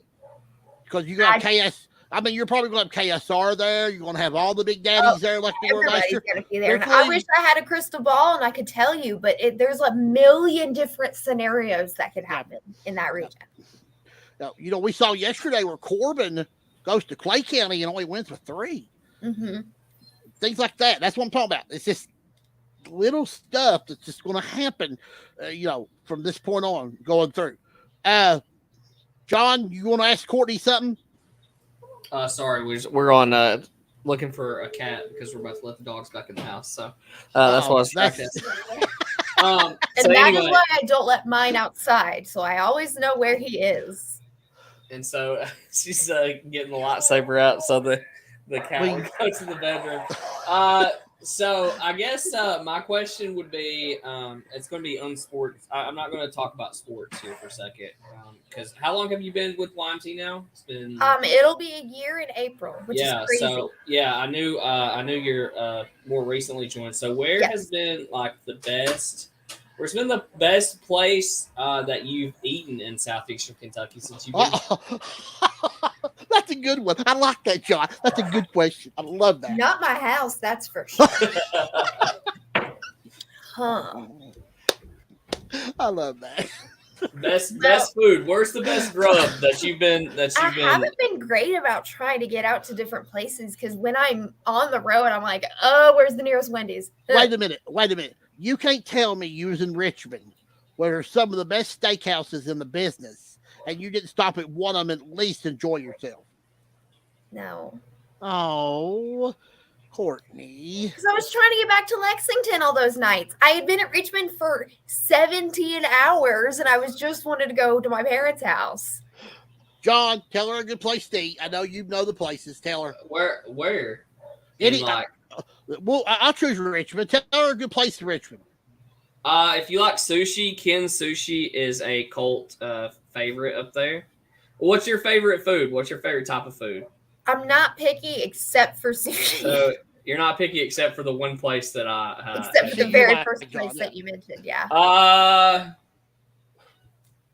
I went to Charlie Brown's in Lexington for my birthday, and it was bomb. Well, see, I'm from Lexington. Try it out. So try it out. I've been. Well, I need to go there. I've never been there. I need to go to Charlie Brown's. I like I like Charlie Brown, Snoopy. I like all those. I mean, I can. It has fireplaces and couches and like books are all over the wall. Like it's really nice. Yeah. Where's that located? Is that on the? It's right off of Euclid, I think. Euclid and some road. We'll have to find it next time I'm in Lexington. Wow, I didn't know about that. And then there's like a burger place called Winks that's downtown that's really good. Mm-hmm. That I've had a couple of outings in Richmond before. I've had it late at night. Two of my favorite places is No, I know I'm saying this wrong. Five Guys and a Burger. Yeah. Or Five Guys and a Burger and Fries. They're on Five Guys. Yeah, Five Guys. I love that place, and I like the Cookout. Cookout's bomb. There was a cookout on the drive from EKU to my parents' house, and so I I went several times during all Cookout is my favorite fast food restaurant. So great. For sure. There is a Cookout in Williamsburg now. You know that, don't you? I've been to it. Yeah, me too. Okay, all right. I have been too. What I did one night, I went and watched a football game, and I took my supper over there as I was watching the Cumberlands play. So, you know. So I had Whitley County and Bell County for YMT game of the week, and I went Cookout afterwards. Oh, they were good. It was good. It was really good. I love their milkshakes. Yes, me too. Well, this is my kind of talk, by the way. Sports can just. I know. Whatever. I'm just about the food, man. Well, I'm gonna tell you right now. I'm a breakfast guy, so I could live in an IHOP. I love breakfast. I could eat bacon, eggs, toast, sausage, cereal. I can eat it all day long and not miss a beat. So I'm an IHOP guy. Bob Evans. I like Bob Evans. I like IHOP. We had IHOP in college, but I prefer Waffle House if we're putting the Waffle House is good. Yeah, me too. Huddle House. I like the Huddle House. Huddle House has got some good stuff. But only if it's the Huddle House in Harlan. That's the superior Huddle House, by the way. That is a good one. I stopped there during football season. Superior Huddle House. Yeah, I stopped there and got me a to-go order, and I picked it up. And me and Ryan, we went to the football game, and so there was good food that night. That's like the Subway. The Subway in Hyden is superior to any other Subway. Yeah. In the mountains, like it is just. I didn't realize it got this specific. It does. It for sure does. Tim Brenstinger says, "Hey John." Tim says that. Tim Brenstinger says Waffle House anytime, any day. I'm with you, big guy. Yeah, I'm taking Waffle House over IHOP. Yep, same. In a suite. Okay, so let's. I'm gonna got one final comment. I'm gonna let you go. We got the state tournament draw Friday. Got the 54th district draw tomorrow. I know you're probably going to have somebody out there at Applebee's going to cover that. Or did you guys even know about it? I didn't know about it, and John's out of town, so it's just me. So I'm writing that down. Okay. Well, but they do draw tomorrow at 11 a.m. There's no draw for the girls, like I told you, because the girls have already been determined. It'll be Leslie County, Buckhorn, Hazard, and Perry Central. The only thing the boys, they got to draw, and they got to determine which day they're going to play. Because I didn't get to go over with you, and I'm going to do this next week. We're going to go over what your thoughts were about the 14th region dates. They already picked their dates, when they're going to play, and when they're going to have everything ready. Then I've also been told that Redbird is going to be hosting the 13th region tournament. And if they can get all John likes that. If they can get all the games in before Saturday, they're going to draw on Saturday. Yeah, they're going to draw on Saturday. So if they can get all the district championship games done, they're going to try to have the draw for the 13th girls and boys at the arena on Saturday. I was told that by a very reliable source. Very reliable. You're not giving your sources away either. Well, I would, but usually he's right. If I told you, then I would have to eat a piece of candy or something. So I don't want that. I don't want to have to. But I'm excited for Redbird to host, because that's a good thing for them. But when we come back next Sunday, I don't know if it's going to be you or John. He's not told me. It will be John, because I will be here in case John can. Yeah. yeah, say it out loud. Yeah. In I case- know. We don't want. I know. We don't want to say it out loud. We don't want to jinx them. We know. We've done that. But we should be able to have a really good idea of all the districts, the state tournament draw. We should be able to dive in, me and John, and break it down. And then I want you to prepare, because if they do draw for the 13th region tournament on that Saturday, I'm moving my show to that Saturday night, and I'm going to have a tournament preview. And I want you and John both on the show. So we'll go over all the regional draw. We'll go over all the regional draws. We'll break each of the games down, and we'll go over everything. So that's my plans, and you keep it in your little planner that you have. Yeah. my Courtney, legal it's always an pad honor. It's always an honor. You go get you some rest. You have put in a tremendous amount of work here. Is that you and John's doing a tremendous job. I'm with the way you guys are shorthanded right now, and you guys are just clinging on. You guys are doing a great job. I'm proud of both of you, and you guys keep up the good work. Keep up the good work, and we will talk to you in a week or two, and I will speak with John on next Sunday night. You be very careful and have a good week. Bye. Bye. See you. It's Courtney Brewer from WYMT there, as she always great to have. Well, let's go ahead and get a few final notes in here. I'm going to let John give his final comments, and we'll get out of here. I want to thank everybody that's left comments. Guys, you've been good tonight. Awesome. Great. You've done a great job on the comments. Thank you so much. Continue that from show to show. I want to thank everybody that called. Ryan called, finally got through. We'll hopefully have some more phone calls coming up. Keep that in mind. I want to thank our guests, Misty McAlarnis, Steve Warren, Tommy Mckenzi, and Courtney, of course. And I always want to thank my co-host, Mr. Jon North. He's been unbelievable tonight. He's been off the charts. John did a really good job there getting us off from sports to food, because I'm hungry, but I can't eat before I go to bed, so that's not going to happen. I want to tell everybody that I will be with you Wednesday night with a basketball report. I will have my boys and girls regional rankings. I'll have my top 25 and my top 10, along with WYMTV's top 10. And we'll also let you know about the 54th district tournament also on Wednesday night as well. Time to be announced somewhere between 8:30 and 9, but it just depends what time that things can happen. I also want to remind you, I'll be back next Sunday night, February 13th, with episode number 24 of the CJ Howard Show. I'll be with you at 8 o'clock. I do not have a co-host as of right now. I'm trying to find somebody. I've called a couple people, haven't heard back. So, but I'll keep them up. I do have one guest for next week. That's Adam Webb, Wildcat Sports Talk. We're going to talk with Adam about the Cats and a lot of other things going on with them. I also want to remind everybody, go to my new Facebook page, The CJ Howard Show. Just put it in the search bar on Facebook. And go over there and like that page. I also want you to share it with others. Share this page. I want the information to get out to my fans so they can be a part of the CJ Howard Show and be a part of everything going on. I think we got a great thing going, and I like to keep it rolling along nicely. Also, you can go to my YouTube channel, CJ Howard.